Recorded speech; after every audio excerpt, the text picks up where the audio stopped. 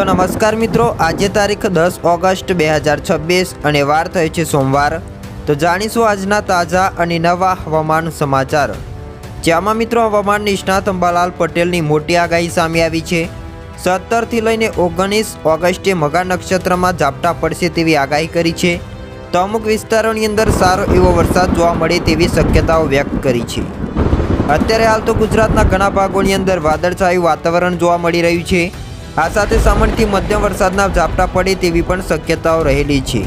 ગુજરાતમાં ચોમાસાની સિઝન વચ્ચે વરસાદને લઈને હવામાન નિષ્ણાત અંબાલાલ પટેલની મહત્વની આગાહી સામે આવી છે।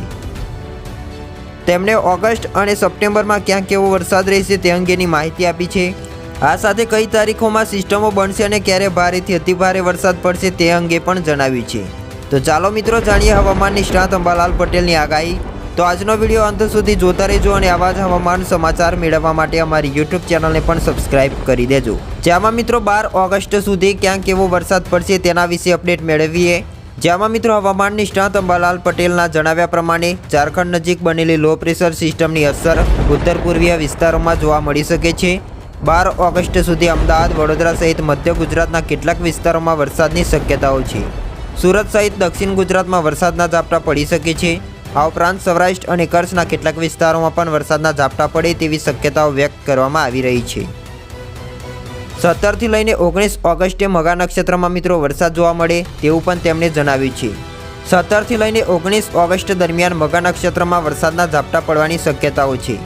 આ વરસાદ ખેડૂતો માટે રાહતરૂપ બની શકે છે। તેમના જણાવ્યા મુજબ મઘા નક્ષત્રનો વરસાદ સારો રહેવાની શક્યતાઓ છે અને તેનાથી વરસાદની ખેંચ અનુભવાતા વિસ્તારોમાં પાકને કંઈક અંશે જીવનદાન મળી શકે છે।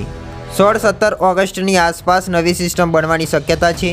બંગાળની ખાડીમાં અત્યારે મજબૂત વરસાદની સિસ્ટમ ન બનવા અંગે પણ આગાહી કરી છે અને તેમને કારણ આપ્યું છે કે તેમના જણાવ્યા મુજબ પેસિફિક મહાસાગરમાં બનેલા ટાઇફૂનના કારણે ભેજ ખેંચાઈ ગયો છે। 10 ઓગસ્ટ બાદ ટાઇફૂન થોડું નબળું પડ્યા પછી 16 થી 17 ઓગસ્ટની આસપાસ નવી સિસ્ટમ બનવાની શક્યતાઓ છે। આ સિસ્ટમ બંગાળની ખાડીમાં સક્રિય થવાની શક્યતાઓ હોવાનું જણાવ્યું છે। સૌરાષ્ટ્રમાં વરસાદની ખેંચ યથાવત રહેવાની શક્યતા છે।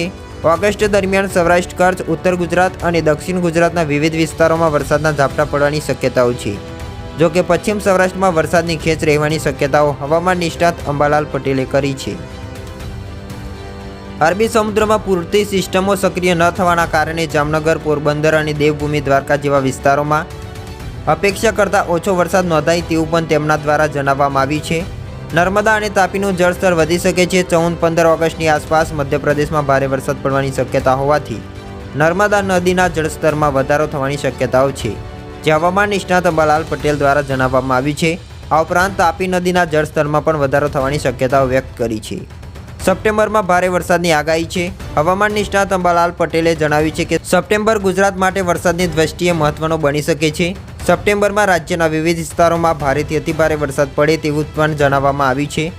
12 સપ્ટેમ્બર સુધીમાં રાજ્યના અનેક વિસ્તારોમાં વરસાદ થવાની શક્યતા છે। જન્માષ્ટમી અને પર્યુષણના સમયગાળા દરમિયાન પણ વરસાદ પડી શકે છે। અંબાલાલ પટેલે જણાવ્યું છે કે 12 સપ્ટેમ્બરની આસપાસ દરિયામાં સિસ્ટમ બની શકે છે, જેના કારણે દરિયામાં ઊંચા મોજા ઉછળી શકે છે। આ સિસ્ટમ સક્રિય બને તો પશ્ચિમ ગુજરાત અને સૌરાષ્ટ્રમાં વરસાદની સ્થિતિમાં પણ ફેરફાર જોવા મળી શકે છે। 23 સપ્ટેમ્બર બાદ ચોમાસું નબળું પડશે, જેમાં મિત્રો હવામાન નિષ્ણાત અંબાલાલ પટેલે 23 સપ્ટેમ્બર બાદ વર્ષા ઋતુ પૂર્ણ થઈને શરદ ઋતુનો પ્રારંભ થવાની શક્યતાઓ વ્યક્ત કરી છે। ત્યારબાદ સામાન્ય રીતે વરસાદની શક્યતા ઘટતી હોય છે। જોકે સૌરાષ્ટ્ર, દક્ષિણ ગુજરાત સહિતના રાજ્યના કેટલાક વિસ્તારોમાં ત્યારબાદ પણ વરસાદના ઝાપટા પડી શકે છે।